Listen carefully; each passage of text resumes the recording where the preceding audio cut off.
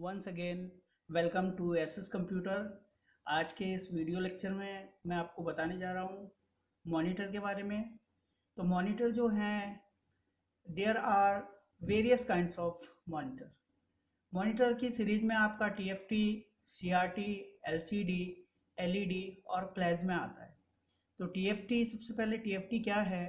A thin film transistor liquid crystal display that uses for improve the image quality and display each pixel on the screen।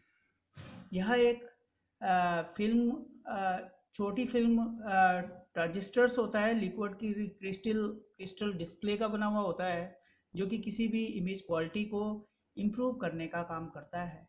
And display each pixel on the screen, और हर pixel पे जो है, हर screen पे जो जो pixels होते हैं वो क्या करते हैं?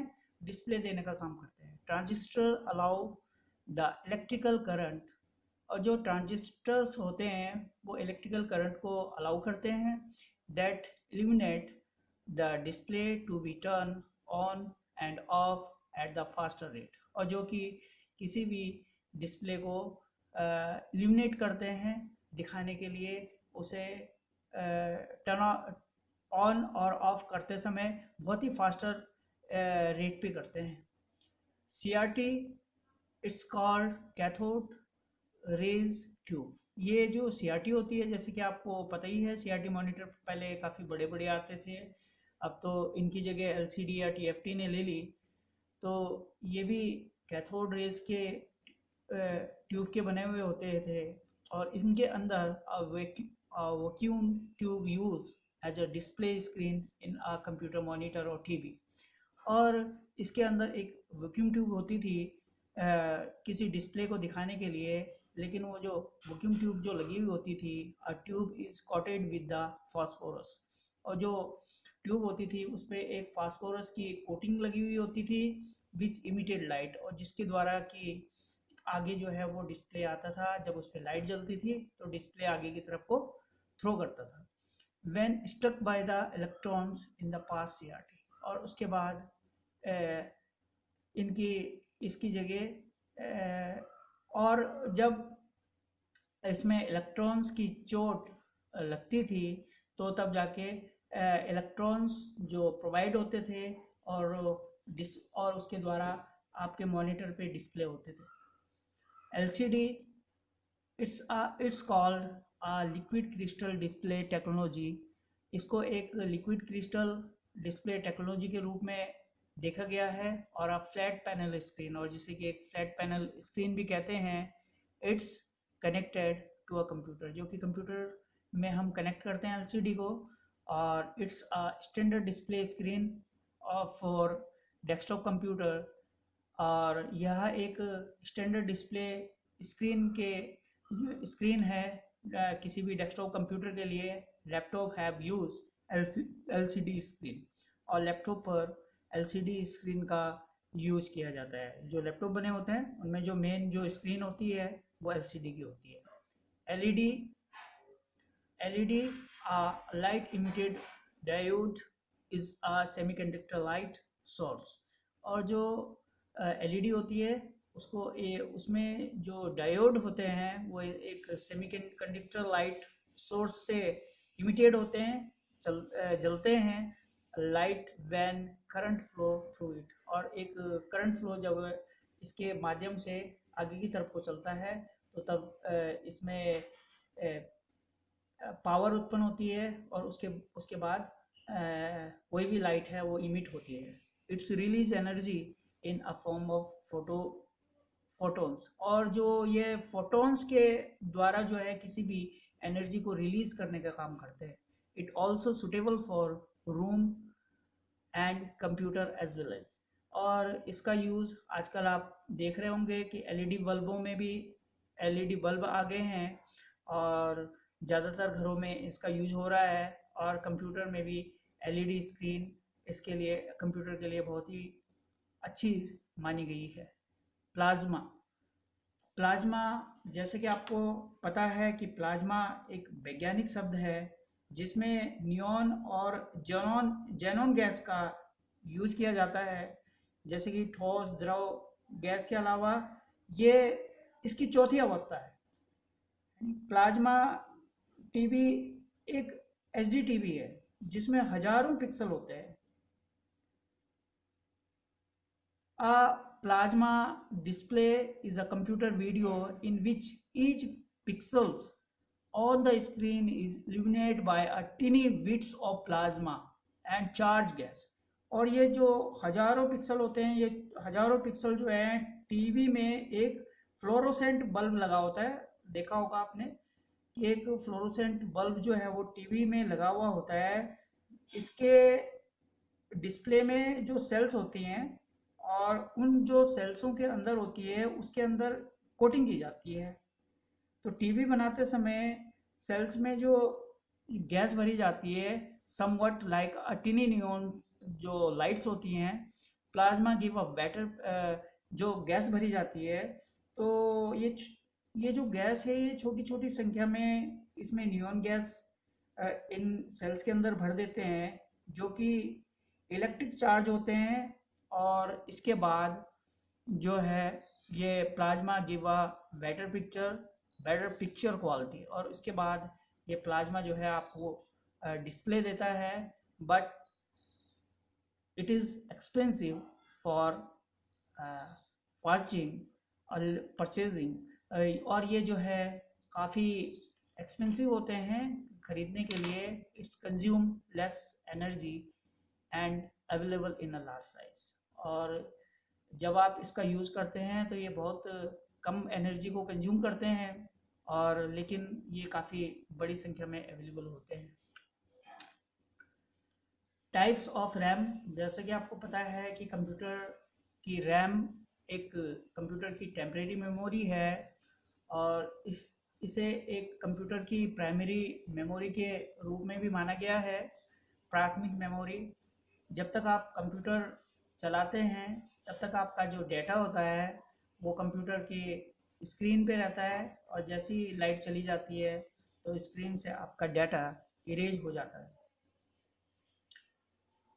इसमें इस रैम में जैसे कि आप देख रहे हो इसमें छोटी छोटी जो चिप्स लगी रहती हैं, जैसे कि आप मेमोरी कार्ड का यूज़ करते हैं तो इसमें भी एक तरीके से मेमोरी को होल्ड करने के लिए इसका इन चिप्स का यूज़ किया जाता है जो सिलिकॉन की बनी हुई होती हैं।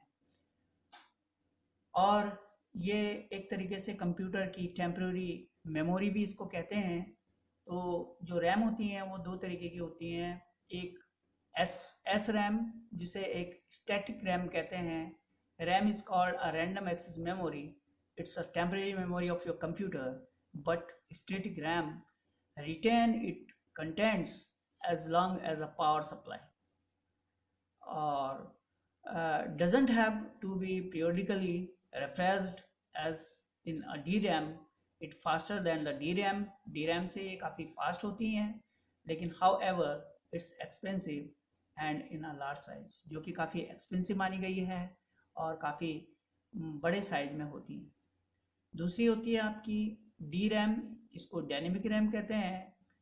It's a type of semiconductor memory. ये भी एक सेमीकंडक्टर मेमोरी के नाम से जाना गया है। That's are typically used for the data or program code needed by the processor to function। और कंप्यूटर प्रोसेसर के फंक्शंस में किसी भी प्रोग्राम को आपको पता है कि कोड के रूप में लेता है और उसके बाद वो आपका मॉनिटर स्क्रीन पे दिखाता है, उसको इंटरप्रेट करता है प्रोसेसर। तो इसी तरीके से it's a common type of RAM. और ये एक प्रकार की कॉमन टाइप ऑफ रैम है जो कि हर एक कंप्यूटर पे यूज़ की जा सकती है। That's use in a personal computer. आजकल के कंप्यूटरों में भी इसी डायनेमिक रैम का यूज हो रहा है। It's memory made bits of data और प्रोग्राम कोड। और ये इसमें जो किसी भी डाटा को लेती है तो ये डाटा को बिट्स के रूप में लेती है। That's are arrange in a two direction. और जो कि आप देख रहे हो दो डायरेक्शनों में ये डाटा को अरेंज करने का काम करती है। It consist of silicon chip, और जो कि सिलिकॉन चिप्स की बनी होती है। अगला चैप्टर है आपका कीबोर्ड। और कीबोर्ड की जैसा आप देख रहे हैं, keyboard is an input device. Keyboard को हम इनपुट डिवाइस कहते हैं and is the most basic way for the user communication with computer. और ये जो है एक तरीके से कीबोर्ड जो है यूजर के द्वारा कम्युनिकेशन कंप्यूटर के थ्रू करने का बहुत ही अच्छा माध्यम होता है। इट्स लाइक अ टाइपराइटर, यह एक टाइपराइटर की तरह काम करती है। You can insert any data to your computer system, और आप अपने कंप्यूटर सिस्टम पे किसी भी डाटा को इंसर्ट कर सकते हो। Keyboard font 101 keys. कीबोर्ड में 101 की होती हैं, but now the button of keyboard in hand 104 keys, which is enough for performing all the functions of your PC। लेकिन अब कीबोर्ड में 104 बटन हो गए हैं, जो कि किसी भी फंक्शंस को चलाने के लिए अच्छे हैं, यानी काफ़ी हैं। Keyboard invented by the Christopher Latham Sholes. और कीबोर्ड का आविष्कार क्रिस्टोफर लेथमसोल्स ने किया था 1819 में, which is come first the United state, जो कि यूनाइटेड स्टेट में सबसे पहले आया था। Functions of keyboard, functions of keyboard में सबसे पहले मैं आपको बताना चाहूँगा कि कीबोर्ड के फंक्शन में F1 से लेकर F12 तक के जो भी फंक्शंस होते हैं ऊपर वाले, उनको हम फंक्शनल की कहते हैं। और उसके बाद जो कि किसी भी स्पेशल फंक्शन को डिफाइन करते हैं ऑपरेटिंग सिस्टम में। और इसके अलावा ए से जेड तक के जो कीबोर्ड होते हैं, जो बटन होते हैं, वो जैसे कि ए G L K G H Q W R T P O I U I Z X C B यानी एम एन, ये जितने भी फंक्शंस हैं आपके, ये आपके अल्फ़ाबेटिकल करेक्टर्स होते हैं। और एक से लेकर 0 तक के, जैसे 1 2 3 4 5 6 7 8 9 0, और ये आपके सारे न्यूमरिक कीज़ होते हैं। इसके अलावा इसमें कुछ शिफ्ट, जैसे शिफ्ट की, tab key, control key, all are called special keys. और इन सबको हम स्पेशल्स की कीज़ की कैटेगरी में रखते हैं, using for specific functions of your computer, जो कि किसी भी कंप्यूटर में स्पेशल फंक्शन को चलाने के लिए काम आते हैं। जैसे टैब की हो गया, तो टैब की, जैसे टैब की का यूज होता है जब भी हम टैब कीज का यूज करते हैं तो move between the item it's move forward the 5 character. जब हम टैब की का यूज करते हैं तो टैब की में जैसे हमने कोई भी डाटा लिखा, और मैं ये चाहता हूँ कि मेरा जो डाटा है ये थोड़ा सा शिफ्ट होके, मतलब मैं पहला डाटा लिखूँ, उसके बाद मैं थोड़ा सा शिफ्ट हो गए, थोड़ा सा स्पेस देके थोड़ा सा आगे से लिखूँ, और उसके बाद फिर थोड़ा सा आगे से लिखूँ, यानी कि दोनों दो डाटाओं के बीच में थोड़ा सा स्पेस बना रहे। जैसे हम टैब की दबाएंगे तो आपका जो टेक्स्ट होगा, जो आपका लिखा हुआ टेक्स्ट होगा, वो वहीं से ही स्टार्ट होगा। आपको बार बार आपको स्पेस बार का यूज नहीं करना होगा किसी भी डाटा को शिफ्ट करने के लिए, तो वहाँ पर टैब की का यूज करते हैं। शिफ्ट की का यूज आपको it's produce the upper case letter and for producing the character. किसी भी अपर केस लेटर को प्रोड्यूस करने के लिए और किसी भी करेक्टर को प्रोड्यूस करने के लिए शिफ्ट की का यूज किया जाता है। और शिफ्ट के साथ आप किसी भी स्पेशल करेक्टर को कन्वर्ट करने के लिए भी इसका यूज किया जाता है, जो कि मैं आपको आगे बताऊंगा कि किस तरीके से इसका इस्तेमाल होता है। ऑल्ट की का यूज भी आपका 2 या 2 से ज़्यादा करेक्टर या लेटर को में किया जाता है, जैसे ऑल्ट ए, यानी, और दो फंक्शनों को, यानी कि दो कुछ शॉर्टकट कमांडों को चलाने के लिए आप ऑल्ट की का यूज कर सकते हो।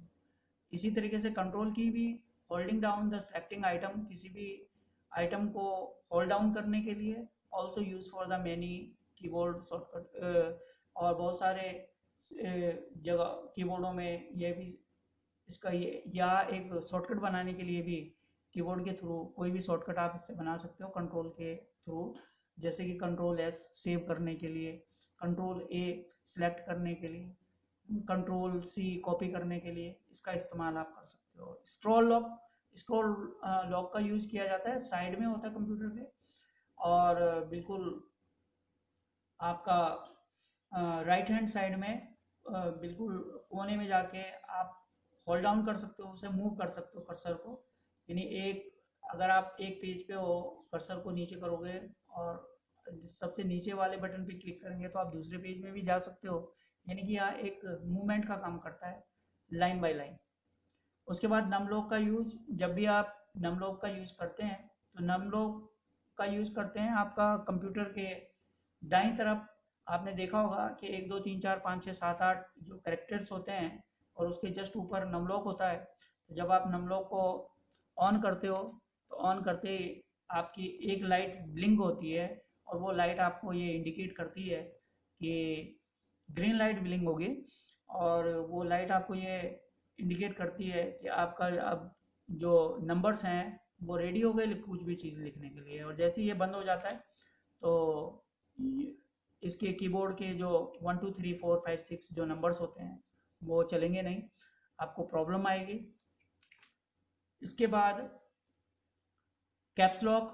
कैप्स लॉक आपने देखा होगा कि कंप्यूटर में जो कैप्स लॉक होता है, तो कैप्स लॉक का यूज़ किया जाता है जब आप किसी भी टेक्स्ट को कैपिटल लेटर में लिखना चाह रहे हो। तो कैप्स लॉक एक बार जैसे आप ऑन करेंगे तो कंप्यूटर में एक ग्रीन लाइट सी जलेगी, तो समझ लेना कि आपका कैप्स लॉक ऑन हो गया। और आप किसी भी कैरेक्टर को अ, आप अल्फ़ाबेटिकली यानी कि बड़े अक्षरों में लिख सकते हो।